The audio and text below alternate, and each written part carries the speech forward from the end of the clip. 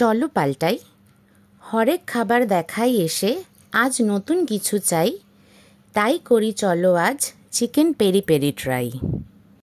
Peri peri চিকেনের জন্য আমি 4টে লেগ পিস নিয়ে নিচ্ছি।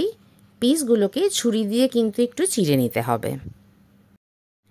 এখন পেরি পেরির একটা সস বানাবো। এর জন্য নেবেন পেঁয়াজ, একটা মিডিয়াম সাইজের পেঁয়াজ আমি নিয়ে নিয়েছি।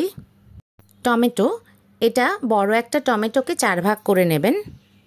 এখন দিয়ে দিচ্ছি garlic powder, black pepper powder দেবেন, যে যত যেরকম ঝাল খায় সেই অনুযায়ী কম বেশি করবেন।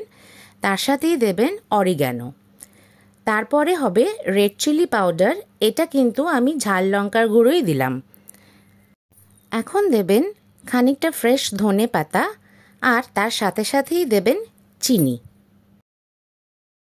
এগুলোকে একটা ফাইন পেস্ট করে নেবেন। জল ছাড়া যদি পেস্ট করেন তাহলে কিন্তু খুব ভালো হয়। চিকেনের সাথে পেস্টটা ভালো করে মিক্স করে নেবেন। অন্তত 2 ঘন্টা কিন্তু ম্যারিনেট করে রাখবেন। ম্যারিনেশনের টাইমটা এতে কিন্তু খুব ইম্পর্ট্যান্ট, কারণ এই পেস্টটাই রান্নাটার আসল টেস্ট আনে। 2 ঘন্টা পরে চিকেনে একটু কাশ্মীরি লাল লঙ্কার গুঁড়ো দেবেন, আর এটা ভালো করে মেখে নেবেন। একটা ননস্টিক পাত্রে একটু সাদা তেল লাগিয়ে নেবেন। তেল সামান্য গরম হলেই চিকেনগুলো দিয়ে 7 থেকে 10 মিনিট মতন লো ফ্লেমে ভাজবেন। একটা সাইড ভাজা হলেই উল্টে দিতে হবে, আবার 7 থেকে 10 মিনিট ভাজতে হবে। আমার কাছে একটা এরকম বেক করার জায়গা আছে, যেটা আমি 10 মিনিট মতন প্রিহিট করে নিয়েছি।